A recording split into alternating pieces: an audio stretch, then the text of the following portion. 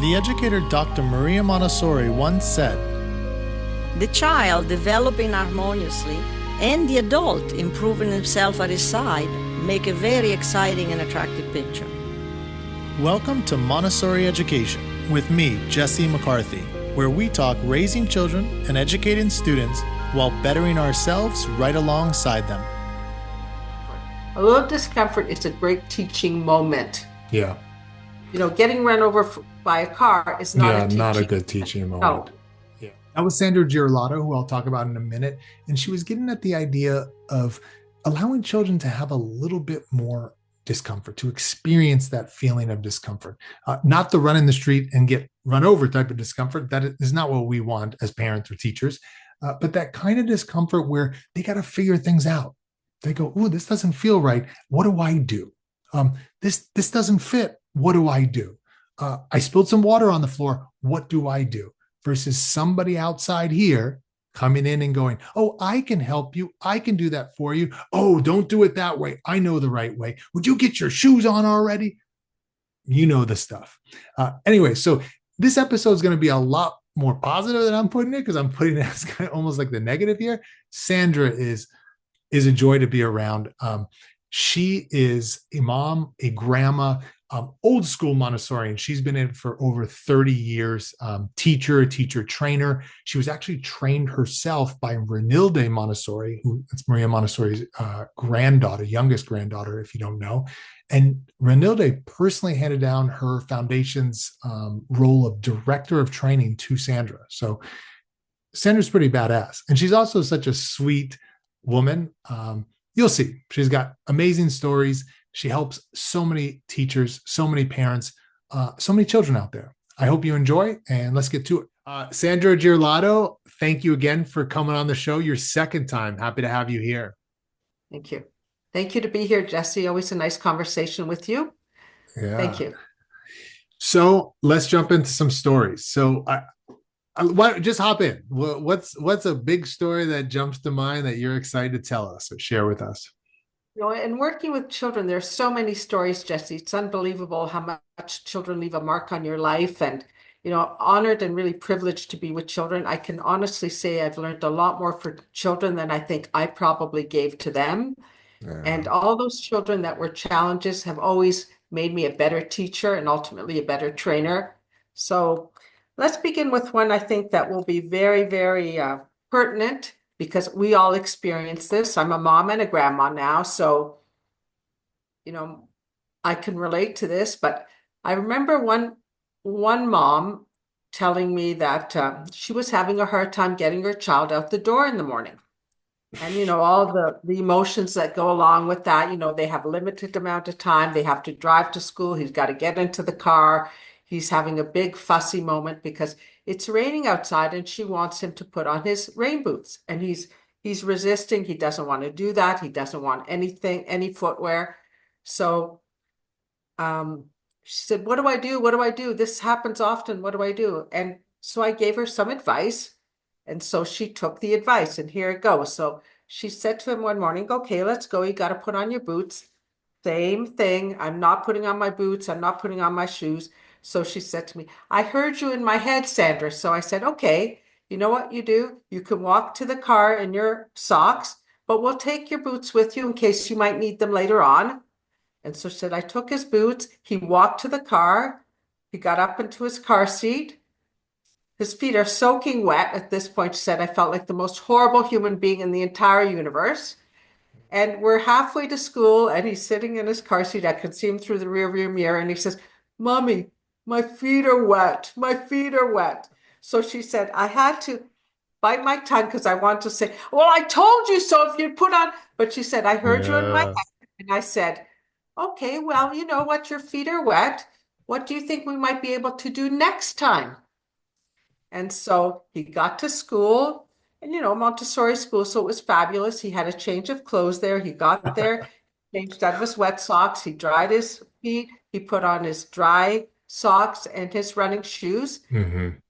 And she said to me, absolutely, the day following that moment, he always put on shoes to go out.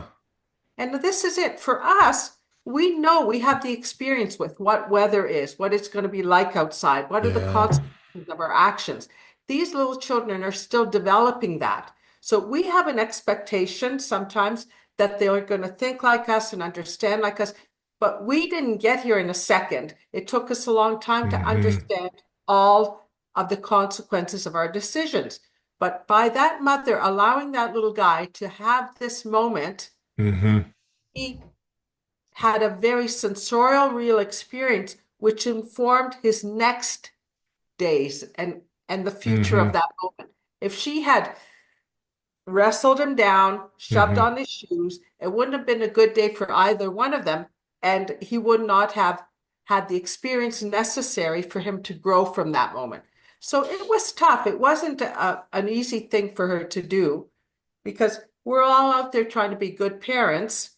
It Yeah. wasn't easy for her to let her child walk outside with just socks on, but it was the most important thing for him and the most important thing for that connection. Because he not only knew about the weather at that moment and how to dress maybe for the next day, but he also developed a real trust in his mom, that his mom Mm, listened to him, heard him. yeah. And that's what we want with our children. So that Yeah, really that's resonates with me as a grandma now again, because I'm so many mm, years away from raising a young child, you know, because I don't want him to be hurt. None of us want our children to be hurt. None of us want our children to feel pain or feel discomfort. But sometimes things that are not so detrimental, who cares? A little wet feet for yeah. half a second. He got to school, he changed into dry socks and shoes. Perfect. So these are the things that we really Yeah. need to pay attention to. Yeah. So I'm so happy we're doing these stories. So I'm like jotting down notes because like one story, so much can come from it. So just a few Yes. things. One is immediately it jumps to a quote of mine is like dependency breeds hostility.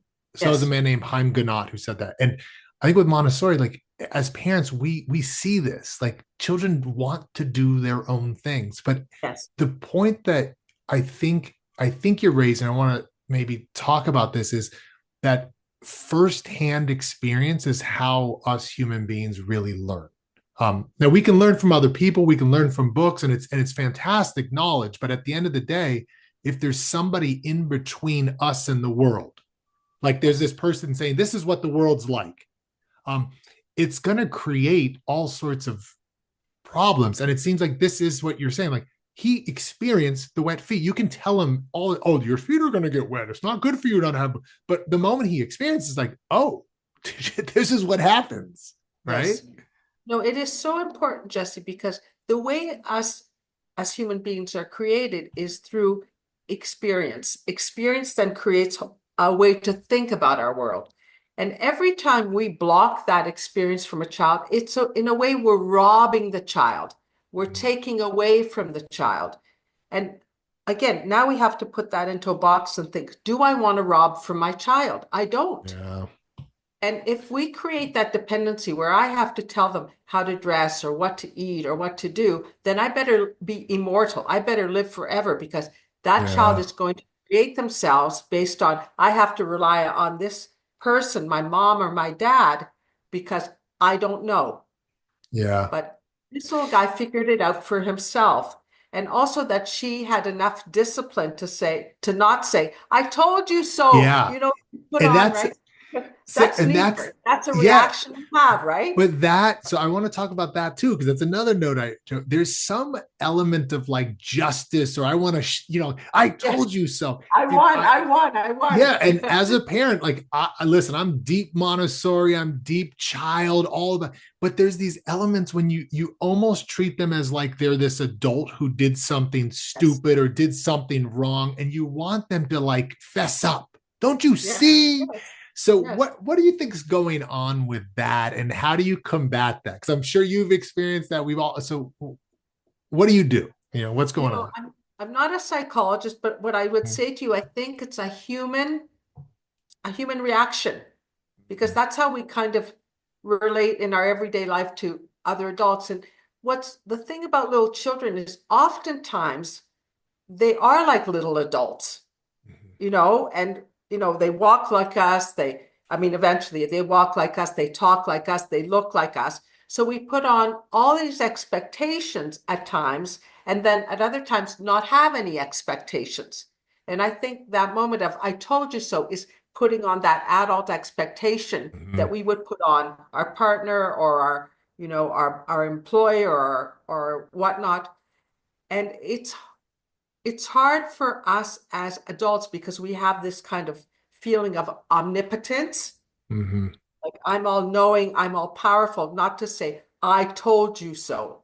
But if we Yeah. can hold ourselves, if we can control that emotion, and that's why sometimes I say, children have taught me more than I'm ever going to be able to teach them, because I think that humility, that to be humble in the heart around children Mm-hmm. and give them the space to grow that intelligence without us thinking that we're better than them or more intelligent than them is important. Really Yeah. important. Yeah, and I mean, there's an element because I've, this idea of being humble, which I definitely around the child, you learn like I've got a lot to learn. There's always Oh, something yes. to learn.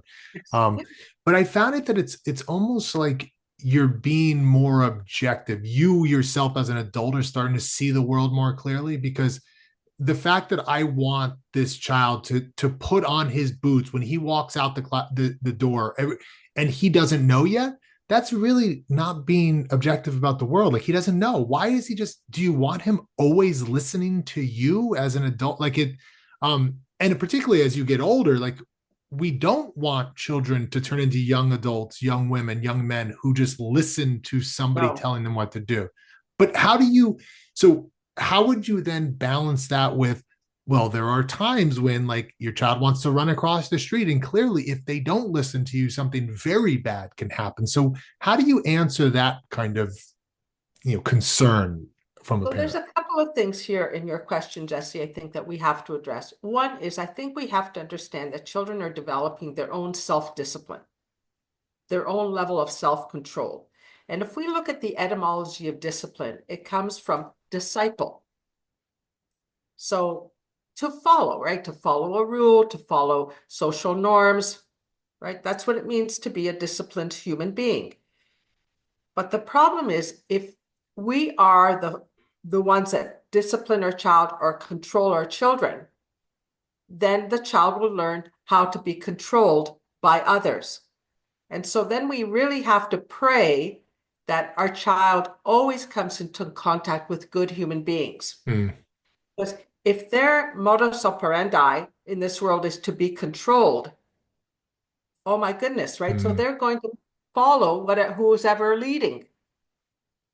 And we know there's good leaders and bad leaders.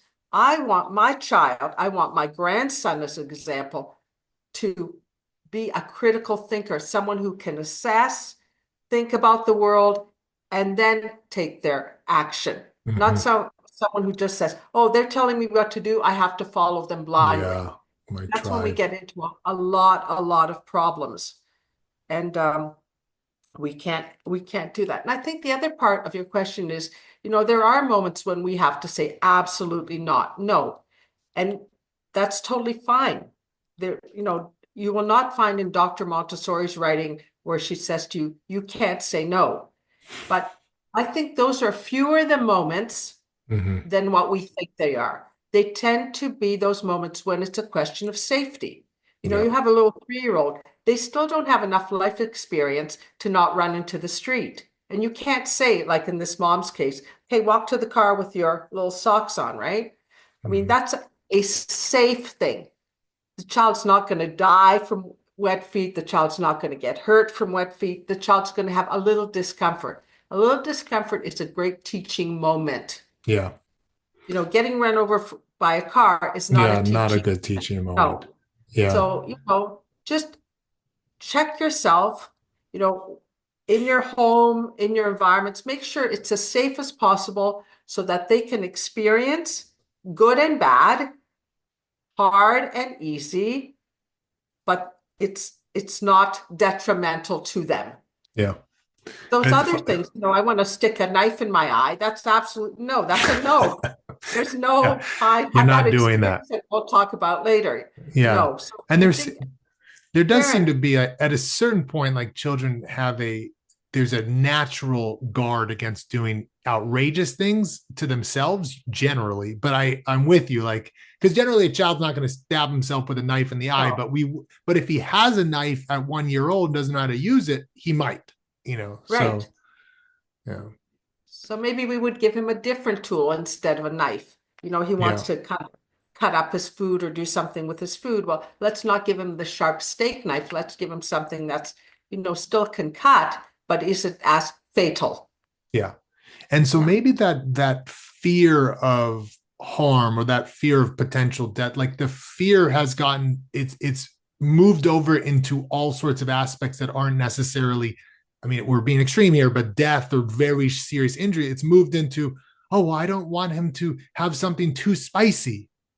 Like, so it becomes like the concern for your child is no longer just serious safety things. It's like, well, I don't want him to feel bad if somebody says they don't want to play with them, so it becomes more, I've got to protect this child from a bad Everything. world or something Yeah. like that.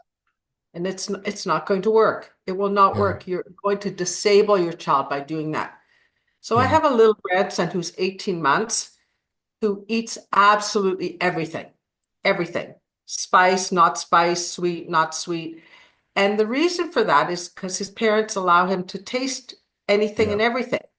And, so he gets a spicy something, usually just, kind of Grab spits it some out. water. He knows, okay. Yeah, And yeah, then he'll choose not to have that again at the dinner table. yep, But yep, it's not the worst thing that can happen.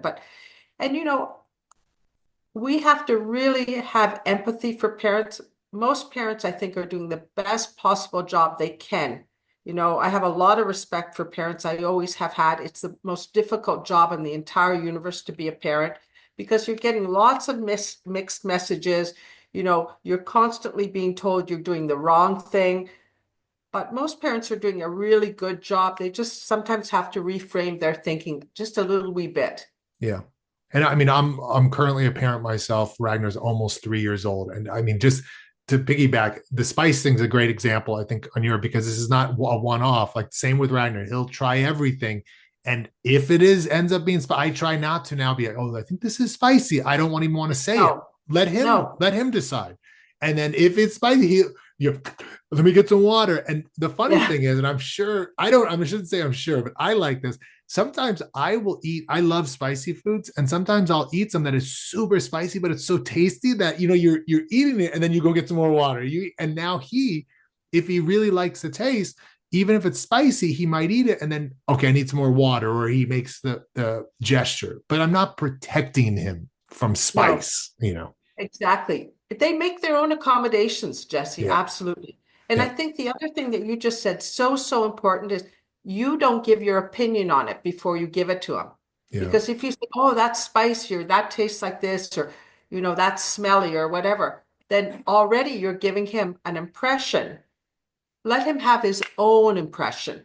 yeah. Let him have his own impression. Yeah. I don't know if I ever told you, Sandra, but the analogy with Montessori, what I think one of the main geniuses of Montessori was that she took away the middleman between the child and the world, or the child and reality. So it's kind of like the Protestant Reformation, when they were like, there's like there's only certain people that could look at the Bible, whether you're religious or not religious, not an issue of believing in God or not. But and then there was this Reformation that said, or this revolution that said, no, you can learn of the Bible for yourself, whether Mhm. that's historically accurate, what happened back then. But somebody said, no, you can read this book for yourself. I mean, that was huge in history, the idea that you didn't need somebody to read it for you. So I think of Montessori as kind of like one step further. It's like, there's the world out there. Usually everybody has to tell you what the world's about. But Montessori said, no, no, no. We can guide you, we can aid you, but you are in contact with the real world. Yes, So I, yes. I just think that's been helpful for me as an analogy. Like, even with parents, we are not the person in between the child and the world. We're beside him as he's exploring the world. You know? Absolutely excellent. We collaborate with the child. We Yeah. don't, we don't tell the child. And that's a beautiful thing to say, because quite frankly, if we are that gatekeeper to the information, then if this is it, this isn't good enough. Do you know what I mean? It's like Oh yeah. if our child is, this is all they're going to get is me and what I know of Oh the yeah. world, we're never going to see the new inventions. We're not going to see the new creations. We're not going to see all the new geniuses.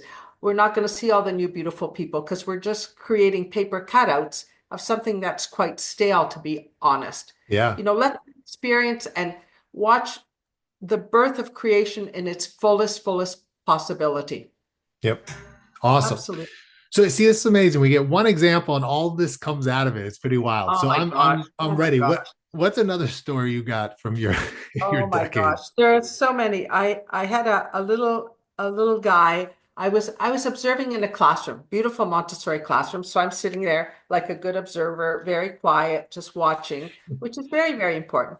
And I Mhm. had this little, probably not quite four, I'm going to say, come up to me. So I was sitting, so he was literally this height to my ear, and he says to me, "Want a snack?"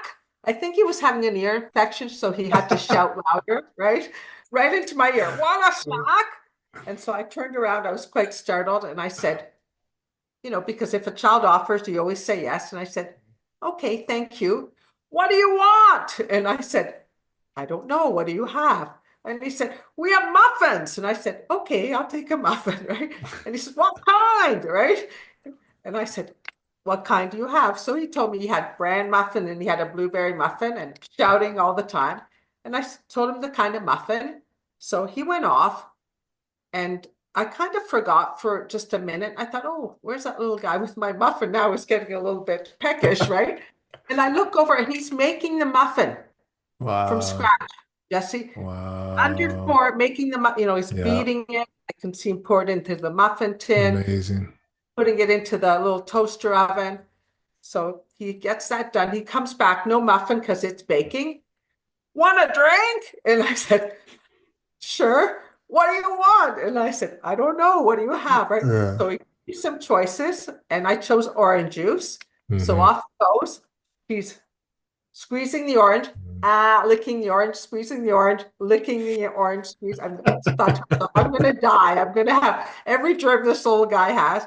So he comes over to me. He's brought me now the muffin that he's taken out of the toaster oven, Hmm. put onto a lovely plate with a little beautiful glass of orange juice. Oh man. Gives it to me, puts it on a little table. "I'm going to put it here, okay?" And I said, "Okay." He was darling, right? And of course, Mhm. then you had to stand there and watch him eat it because that's what children do when they give you food, Yeah. you know. I had to eat it, while he watched me, right?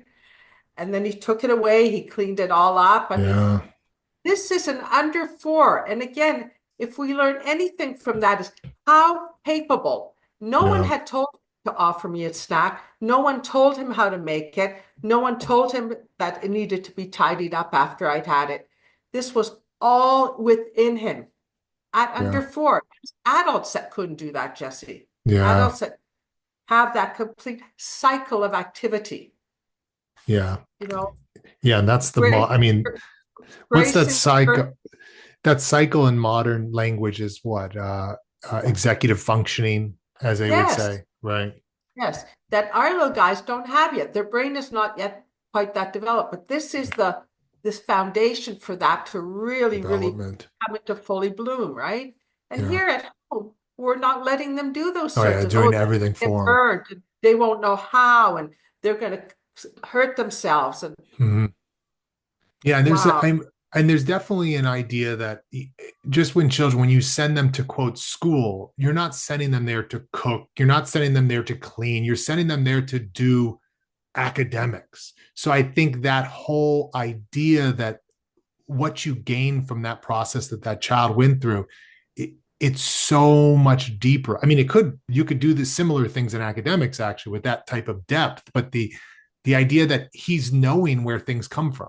Muffins don't yeah. just appear out of nowhere.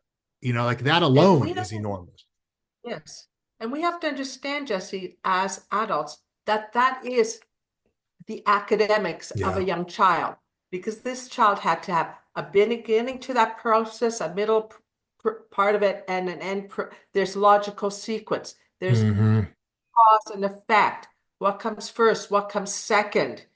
You know, Yeah. carrying things across the room, controlling the body, controlling the mind, relating to an adult. He doesn't know me. I'm not his Yeah. teacher. I'm not his assistant. I'm a complete stranger. Mhm. That ease of approaching me and being able to say, would you like something, and Yeah. being able to follow through. I mean, the patience that it took for him to wait for that muffin to cook, Mhm. to bake, to bring it to me. I mean, Yeah. No, it's huge. And one thing that jumps out to me is I know this idea with young children, this happens. I mean, I'm not going to get political in any way, but on either side in America, the idea is like we need to tell the schools what they need to teach or not teach. It's this content. And it's not like with these muffins, I was just thinking about like there's this idea that, let's say, be kind. This messaging about be kind. And it seems like, oh, this is great. I want children to be kind. But you have lectures, you have stickers. But what that child was actually, quote, being kind, but he had all these skills. He had all this knowledge to actually do something that's kind versus just an adult talking to him about it. So there's so much is within that muffin. It's crazy, absolutely, right. We are really confused. I'm going to share just a little story from my growing up. And my dad would say to me, you have to be a good person, right? So when I was a little bit older. And he says, because what he said, in my lifetime, I find that people can behave badly and then they just say sorry. And that's to fix everything. Yeah. Yeah. Like, don't get to the sorry part, Yeah. be Just a don't good do person it. to begin with, right? Yeah. Because that's when you're really thinking about the other person, not when Yeah. you've hurt somebody or you're unkind to somebody and then you say, oh, gee, I'm so sorry. Like, Yeah. And you let's see this in apologize. kids. You see this in Yeah, kids because let's then apologize. they feel comfortable hitting another child because they know, well, I'll just say sorry after. It's If my you get if out you've of go, it's yeah, my get get out of out of jail. jail card free, right? Yeah. I just do this and I'm done, right? But Yeah. this little, again, you're right. That's the level of socialization for an under Yeah. 3, an under 4-year-old child, excuse Yep. me, level of socialization, Yeah. graciousness, courtesy, waiting for me to eat it so he could tidy up because I had my book from writing my notes that I had to put back on that little table that he'd used for the setting down the muffin and the orange juice. Yeah. No, and And so I want to. This isn't really pushback, but just kind of getting into the I don't know. I want to say like the ingredients of that muffin that's being built. There was somebody modeling some of that beforehand. There was somebody showing him the steps. So although he took it upon himself, we don't want to. It's not like, oh, he just all of a sudden knew how to make muffins out of no, nowhere. no, no. And also to ask you, because they absorb so much of us as their parents, as their teachers. If the Yeah. teacher was presented, now we're going to make muffins because you need to help. Like, how do you see the back end of that before the child offered it to you? Like, what do you think's going on? So that's an excellent question because we're seeing the result of much work on the part of that little boy and his collaborative work with his guide and probably with his assistant. So the guide showed him, the guide showed him how to do that initially, how to make a muffin, how to squeeze an orange, so that he was able to practice those things before he needed them. And then he saw the moment of need. Mm-hmm. And he was able to go off and spontaneously respond to something he felt inside. Oh, we have a guest. A guest needs a refreshment. I know what to do about it. Wow, the level of confidence, Jesse, right there to say, I see something in my world and I can respond and I can be an effective contributing member of this little societal group. Yeah. It's a lot of the back work in Montessori. We don't show things to children because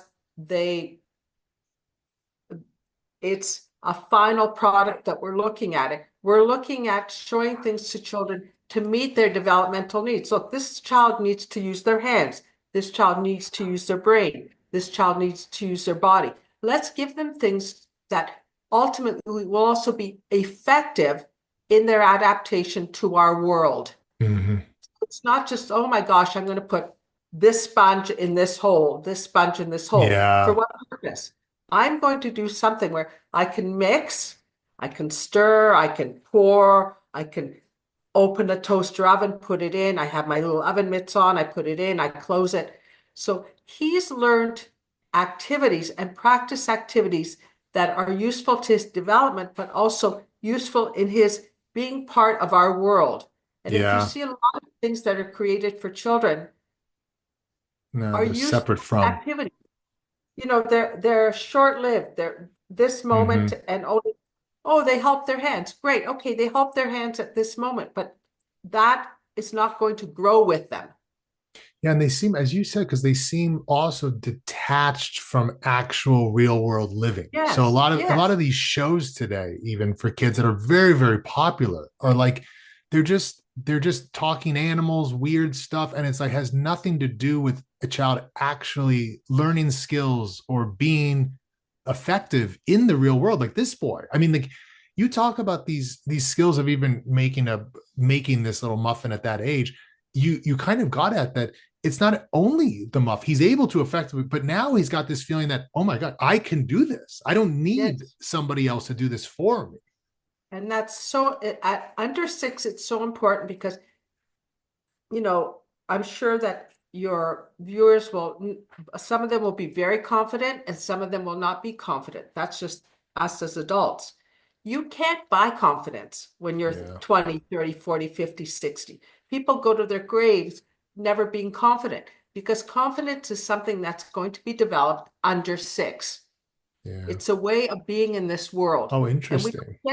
we don't get confidence by someone telling us how great we are. We get confidence by us telling ourselves, I can do things. I am Yes. capable. I am capable. So I watch I gotta, I'm curious these two things. So one is, as you're saying, is obviously, I mean, most of us have experienced this. If somebody says, you're feeling crappy, you're a kid, and somebody says, oh, no, you're beautiful, or you can do it. And it's like, si se puede. And it's like, no, that's not going to do it. Cause it's coming no, from circling back. It's coming from somebody else. But I'm very curious because you just said you get that from when you're under 6, which no yes. doubt that's your foundational element. But are you saying if you do not get that before 6, is it your view that there is no way to remedy that after 6? No, absolutely not. But it takes big work. It takes Yeah. hard Yeah. work, Yeah. really.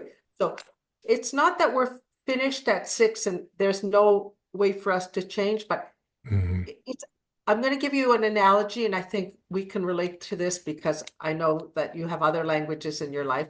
If Mhm. you get more than one language under 6, Mhm. it becomes part of who you are. You don't have to think about it. I don't have to, I have Italian and English. Um, if I want to turn around to someone and speak Italian, I can do it, even though I don't use Italian a lot. Yeah. Now, I took French as an academic subject in middle school and high school. And I live in a bilingual country. I live in Canada. Hmm. Which is very, very, very difficult for me. Why? Because it wasn't acquired under 6. Yeah. I have to think about French. I don't have to think about Italian. And that's the same thing with things that are kind of unseen confidence, Intangible. self-esteem, right? Yeah. Self-efficacy, all of those things. It's part of the development of the self under 6. Yeah, and it seems like, I mean, if you think about our culture today, if there's one thing that people are in need of, I mean, it seems like everybody's on some type of medication to boost your quote happiness or these type of pills, and a lot of it is because well, we didn't get what we should have gotten at a much younger age. Something is Okay, not there. And that's something's why I like wrong. to think about Montessori as a preventative science versus a Mhm. remedial science. Yeah, Let's get it right as they grow, and then we don't have to worry about our people. If we Mhm. don't, then what happens is we have to try to fix things. And that's much more difficult. It's much Yeah. I more don't. difficult. I'll have to get the exact source because I don't know if it was Sigmund Freud's daughter or somebody who said one of the reasons why I like you so much is because you're going to put us out of business. There, the therapist, because the idea, you as you were saying, you don't want to correct it, you want it to be done beforehand. Yes. Okay, so maybe moving on to now I mean, self-confidence is a positive, amazing thing, but it kind of feels like a lot of us as adults, we need that work. Um, what Yes. what might be another story outside of, so we've covered self-confidence, we've got independent, I mean, so many different things, but what else do you have? I'd like to share a little story about a little boy I had who was, oh my gosh, again, just probably between 3 and 4. He was also a tiny little guy, so I was always trying to figure out how old he was, so to Mm. speak. But he was a beautiful little boy, but he swore like a sailor. Swore like a sailor. Every other word was, this and that, Oh whatever. no. I had to always call, Stephen, come to me, please. You can't use that word in the classroom, and that didn't deter him. So I asked to speak with his parent, and I said, we have to help Stephen not say these words. And the mother said, well, that's not going to happen.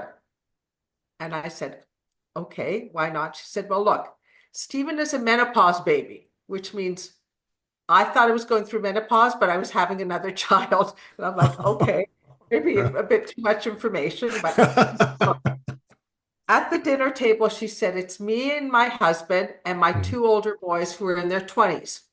So she said, Mm. we swear Oh all the my time, and gosh. it's not going to stop, she said to me. Wow. I said, okay, but that's, Yeah, they that's their trusted me, life. I trusted them, and that's their life. And Yeah. she was honest, and I really appreciated her frankness and her honesty. Mm.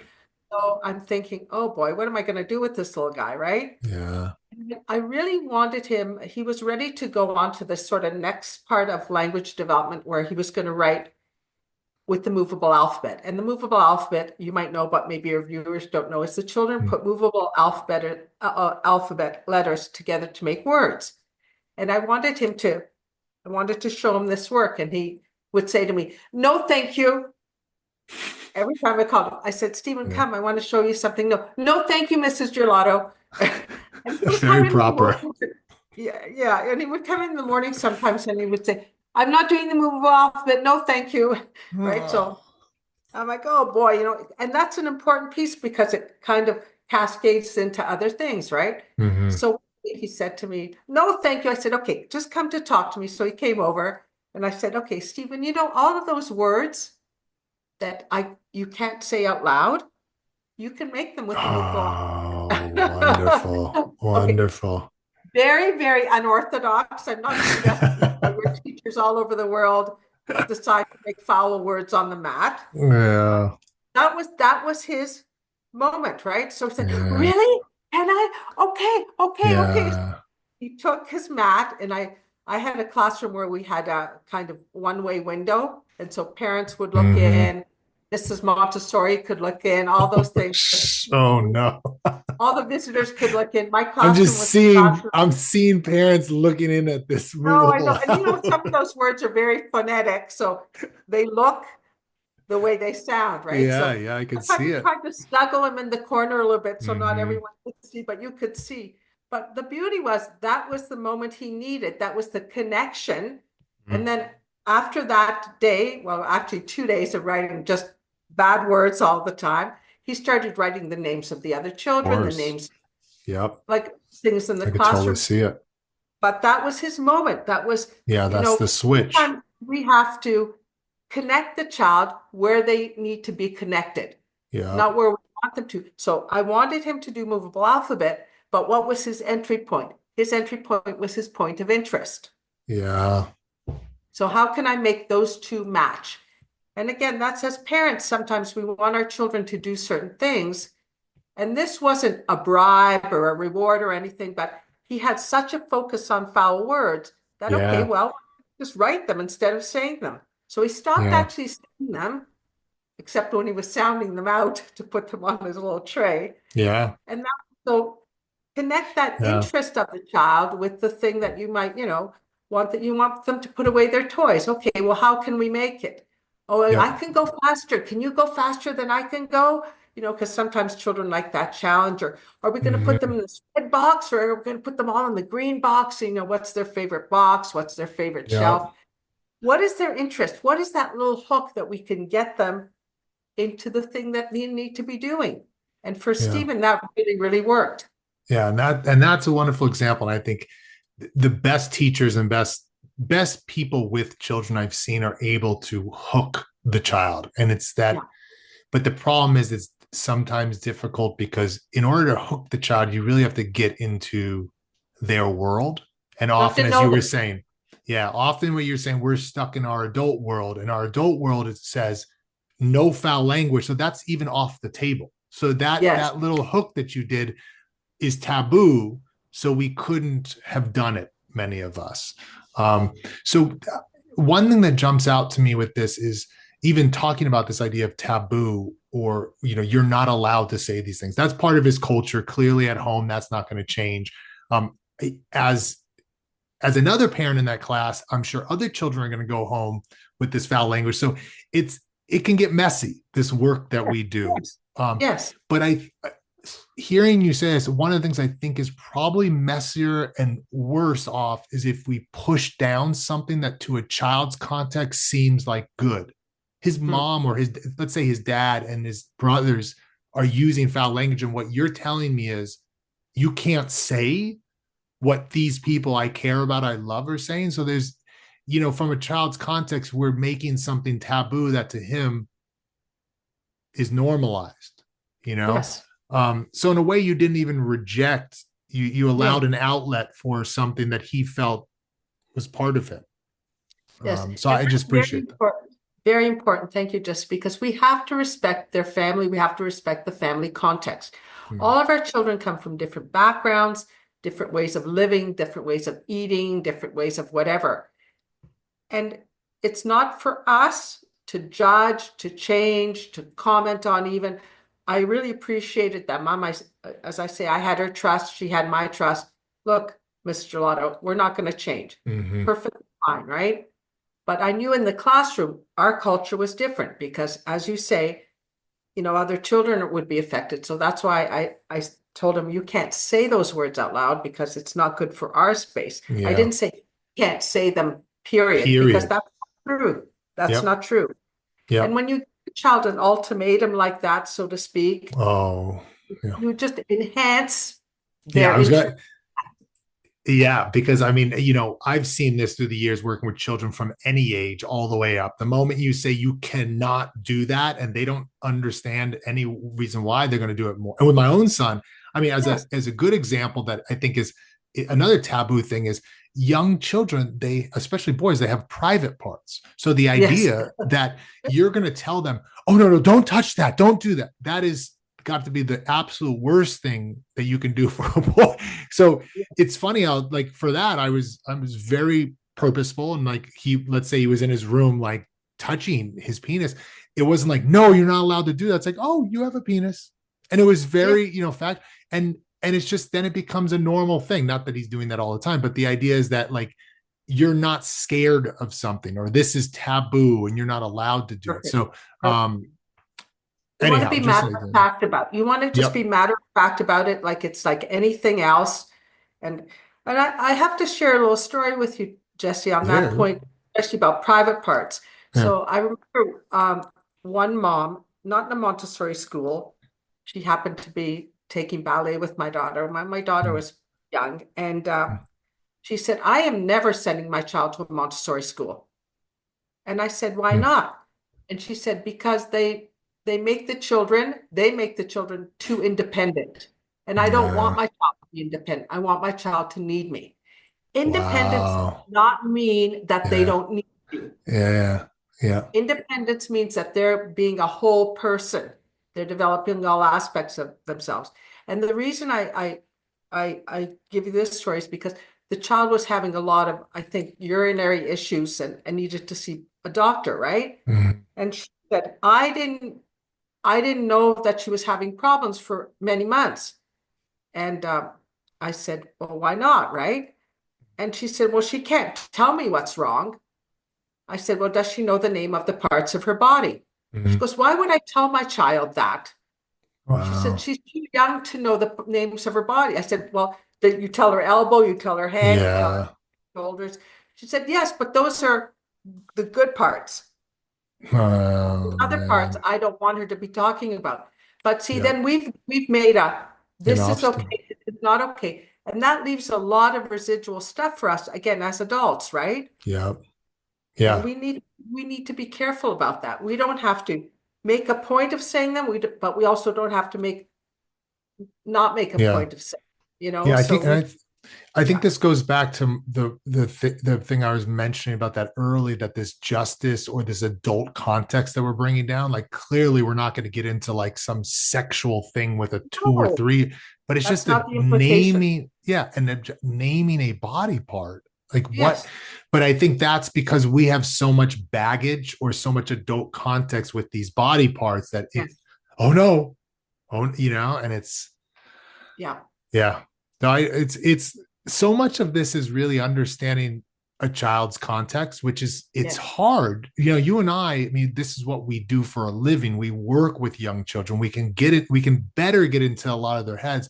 As parents, I know if you've only got one or two children that you're with, it's harder to really now they might know their child much better than any teacher could ever know because you're with them, but you don't know children as such or the nature of children because you might not have dealt with so many, so it's hard to get back to their level. So what do you you're sharing some stories, but what do you do to help parents to see, listen, I've seen all these children, they do develop, don't stress that they're not going to be able to read and they're 3 or 4. Like how do you share with parents all the context that you've seen to help them understand the developmental nature of children better, since they might not have experienced so many children? I think you know, the only way to really know your child is to observe your child. And I know that sounds very easy and simple, and it's not. It's not for parents because when you look at your child, you see love, you see your future, you're too connected. Mm-hmm. I can have a love for the children, and I've always had a love for the children in my classroom, but it's a professional love. I can Mm-hmm. have a distance, and it allows me to be objective. When we have our own children, we're subjective. No matter how hard we try, we're subjective. But if we can sort of step out of that for a moment and really watch our children, what is it that they really like? What is it that they're really struggling with? How are they relating to me? Do they come to me? Are they afraid of me? What is my space look like? Is it a child friendly space? Can they do and can they grow in this space in the best possible way? Are those dangerous things out? Can they, fall down and get up by themselves? Can they get dressed by themselves? And that takes time and energy, but it's worth the energy. It's worth the effort. And it's not easy, but it's worthwhile to do. And to really look at children and don't look at them by, gosh, I want them to be this or I want them to know this, but what are Yeah. they showing me right now? And it's not easy. And I don't have a recipe. I've been asked this question many times by parents, just tell me what to do, Sandra, or, show me the way. And we're all creating our own way because all of our children are like these beautiful gems that are the first gem on the face of the earth.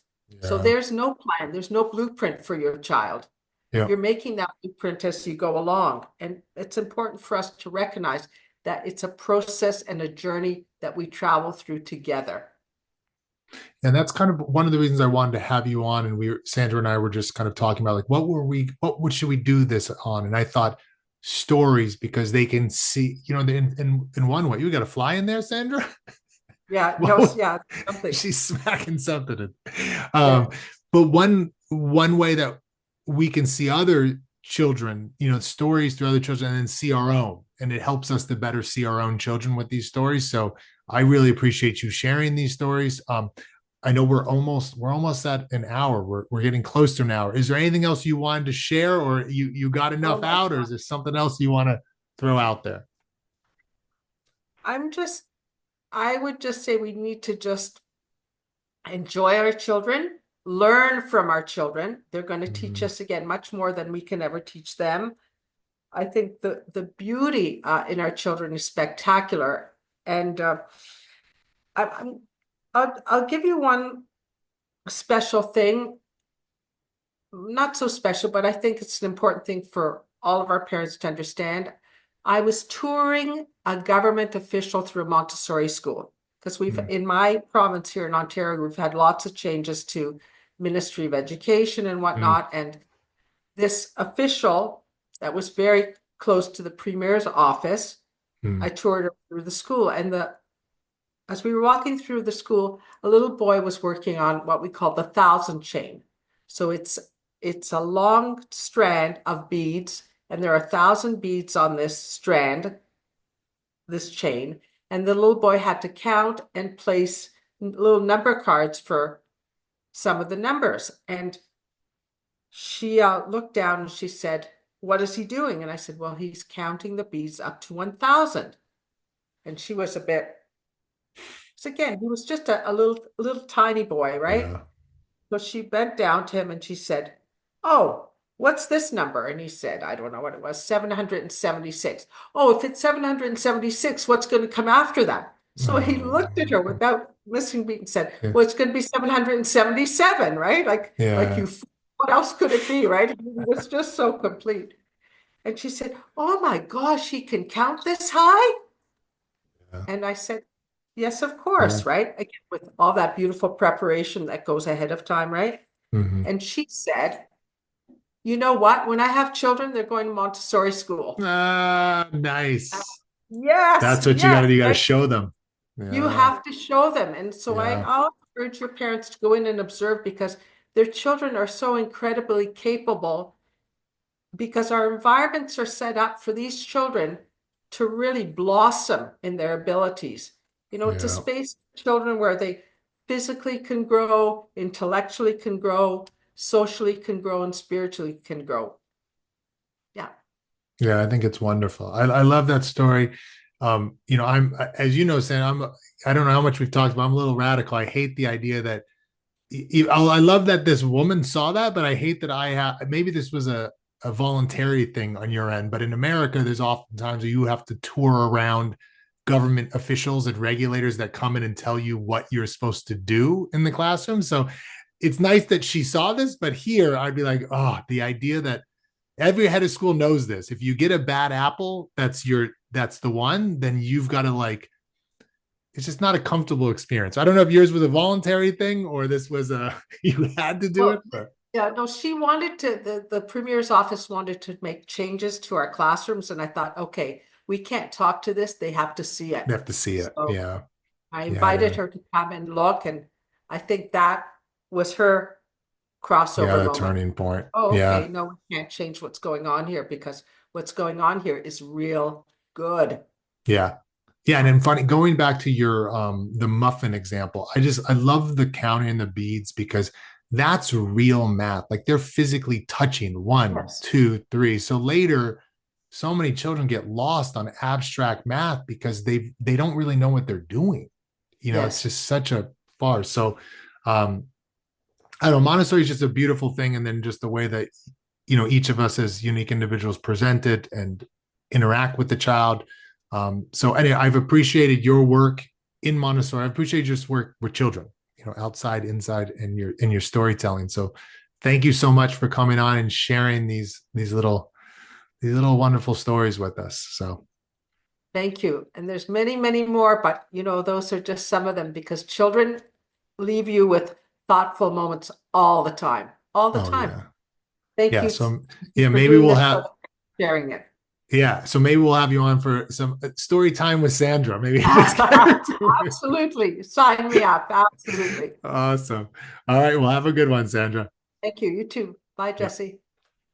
All right. Coming out of my discussion with Sandra Girlato, I really just want to highlight a few things that she said because it was just awesome to listen to her. So first, children are developing their own self-discipline.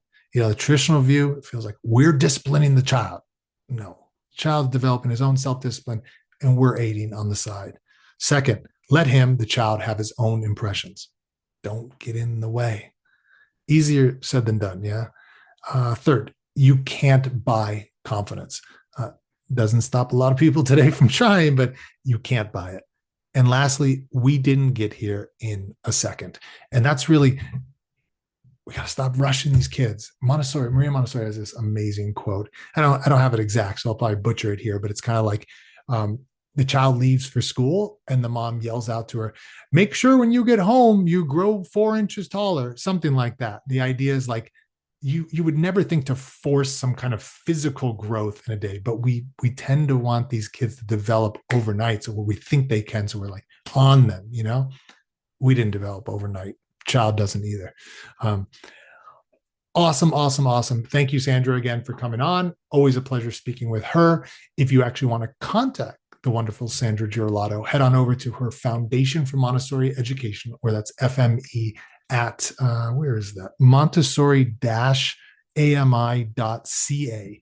There you'll be able to find all the work she does with mainly teachers, but she's also working with parents. She's working with children. This woman does it all. So head on over there. If you want to reach out to me, Jesse McCarthy, you can go to montessorieducation.com as always. And I would say last note, if you enjoyed this episode, like it if you're on some place where you can, subscribe if you're on YouTube, share it with a friend, leave a note, write a comment. I love hearing these things. I know Sandra and other guests love to hear it. And really just do anything and everything you can to spread the word. More people need to hear this stuff. I wish I had heard this stuff as an early teacher. I'm so grateful I have it as a parent now. It's just made my life, I can't tell you how much easier as a parent knowing all this stuff and practicing it. So please help get it out there. That's it. Cheers for now and adios until next time.